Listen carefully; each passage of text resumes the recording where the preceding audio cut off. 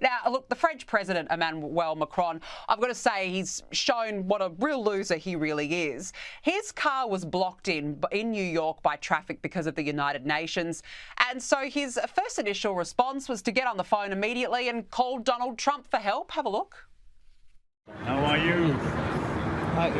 Guess what? I'm waiting the street because everything is frozen for you. I'm sorry, President. I'm really sorry. It's just that everything's frozen right now. There's a motorcade coming right. That's why. Oh, sorry. If you don't see it, let me cross. I negotiate with you. John, no such luck. He was actually forced to walk instead for 30 minutes through the streets of Manhattan. I tell you what, you've got to laugh at this, but I just thought it was a bit too much calling Donald Trump direct. What do you think? Well, it's an interesting story, really, Danica, because apparently Macron does have a direct line where he can call President Trump and reach him. This was completely trivial, okay? He and everybody else there had to wait for a few minutes for a motorcade to go by. This happens fairly often. I'm sure it happens in Paris when Macron is driving around. And so instead of just waiting there for a few minutes like everybody else, Macron pulled out his telephone and called Trump and complained about it. And I don't know if he knew that there were cameras going and videos would be produced, and he was trying to make himself look important by getting right through to Donald Trump. Or maybe after he complained about the traffic and being stopped there for a few minutes, he started talking about wanting to get together with Trump and talk about Qatar and Gaza and so forth. And maybe that was his agenda. I don't know. But it was, I think, a very odd incident. I think it was, personally, I just found it quite arrogant, really. Well, I've always thought that Emmanuel Macron was arrogant and his full arrogance was on display. Now, look, we just spoke there about Charlie Kirk's assassination. Turning Point USA says security lacked jurisdiction to monitor the rooftop where that gunman made the fatal shot. Their spokesman, Andrew Colvert, said its security team does not have the authority to police rooftops or surrounding areas during campus speaking events. John, so really, they were left very exposed on that day. But will this form a big part of the investigation now, the gaps that we are seeing in security on campuses? Well, first of all, what the TPUSA spokesman said there makes perfect sense. I'm not surprised by that at all.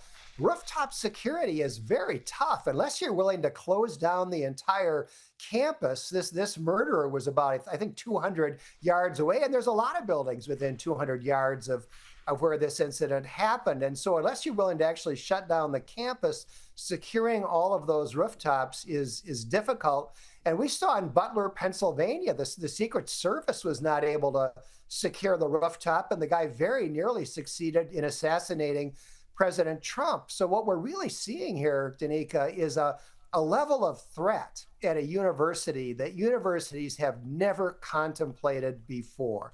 They have not organized themselves in terms of security to protect against guys with rifles on rooftops hundreds of yards away. And I'm not sure how this is all going to play out. I'm not sure that universities are going to really accept responsibility for that level of security. No, look, probably not. But yeah, you're right. I mean, there's such a gap, clearly, when it comes to rooftops. We saw it as well with the attempted assassination of Donald Trump. There's seriously an issue there.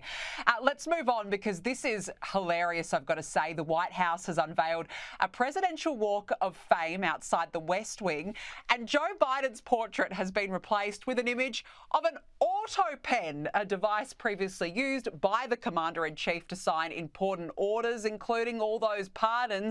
John, this is brilliant because, let's be honest, Biden would have had no clue what he was signing half of the time.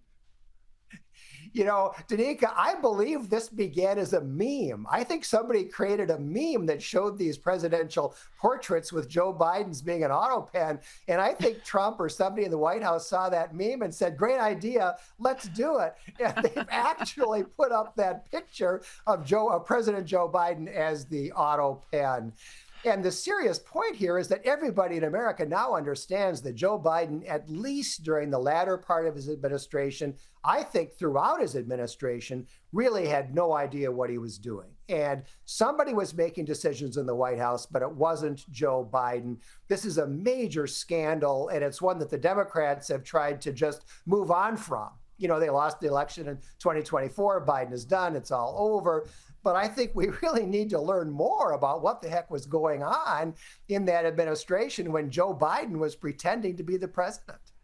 Yeah, and you know that you had a really bad tenure when your official portrait has been replaced by none other than a pen. That sums up the entire presidential candidacy of Joe Biden very well. Now, look, we've got to end on this, John. I thought this was very cute. Have a look at this exchange today with a kid and JD Vance during a Q&A in California.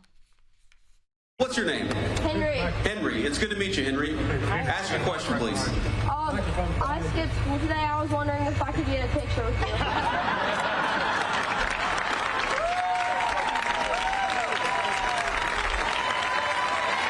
Well, I guess you got to have some excuse to skip school, so I might as well get a photo with Henry.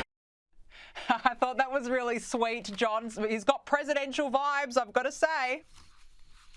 JD Vance is a terrific natural politician, Danica. He's a brilliant guy, but he's also very likable, and he's really good in these unscripted situations. I think JD Vance and Marco Rubio are the two stars of the younger generation of Republican politicians. Yeah, you're absolutely spot on. I just thought that was such a lovely exchange. John Hinderaker, lovely to catch up with you again. Thank you very much for joining me on the show. Thank you, Danica.